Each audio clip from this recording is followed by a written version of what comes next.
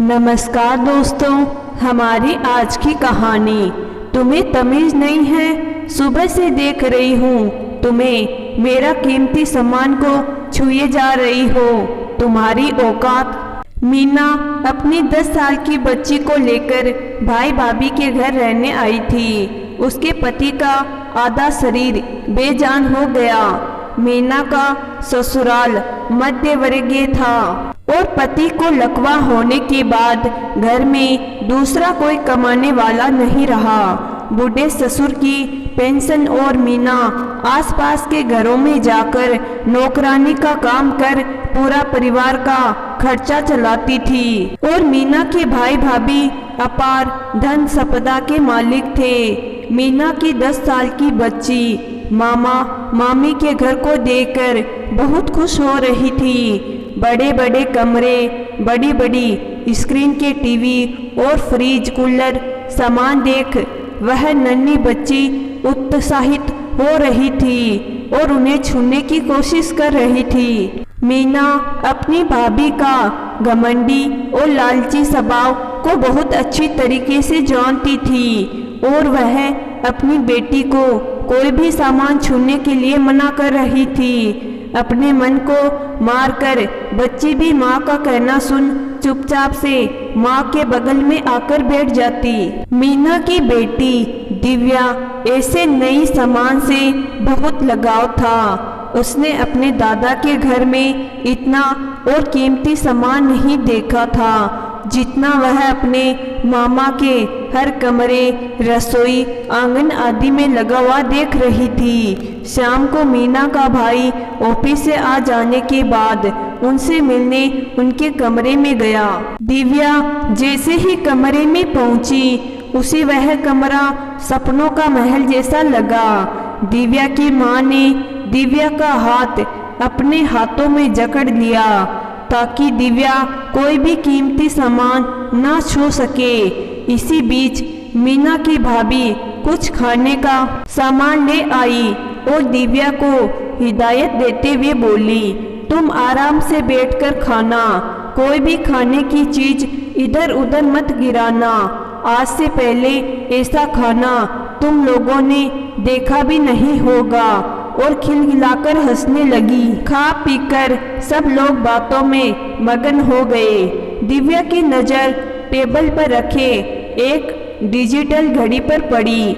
बच्ची का मन उस घड़ी को देखकर उसे देखने के लिए इतना आतुर हो गया कि वह माँ की बताई हुई सारी बातें भूल गई और कब माँ के बगल से उठकर उस घड़ी को देखने लगी।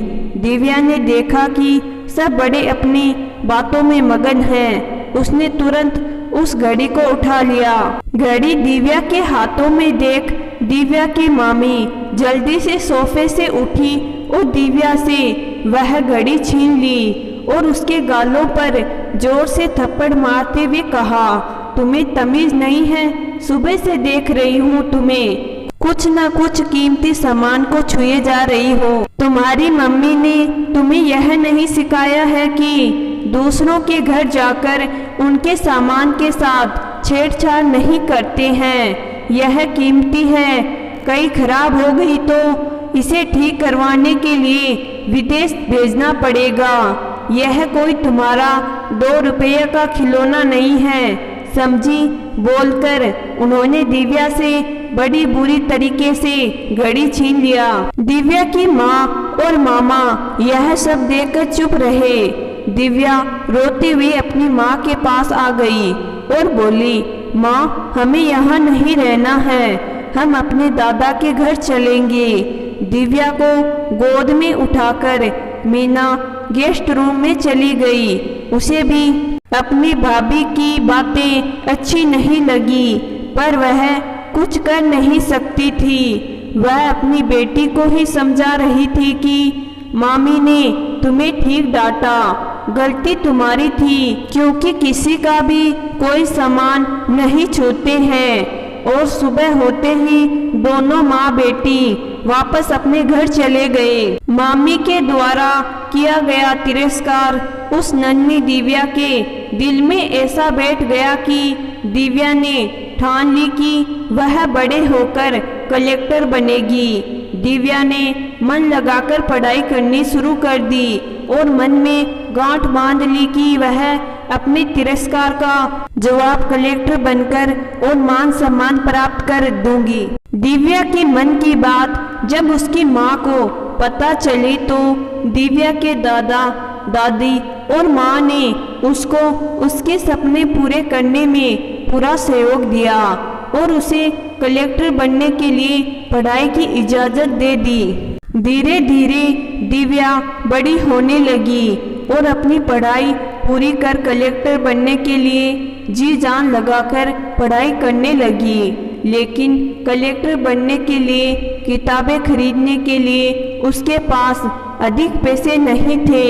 दिव्या को किताबों के लिए परेशान देख उसकी माँ ने अपना मंगलसूत्र बेच दिया और कम पड़ रहे पैसों की भरपाई कर दी। दिव्या ने यह मन में सोच लिया था कि जब उसकी पहली सैलरी आएगी वह माँ के सोने का मंगलसूत्र बना कर देगी। कुछ दिन बाद दिव्या की मेहनत रंग लाई और वह कलेक्टर बन गई।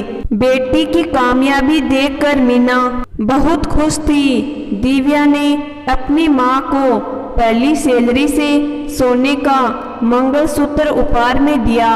बेटी के उपहार को माँ अपने गले में पहने रहती और भगवान से उसके हर सपनों को पूरा करने की दुआ करती रहती।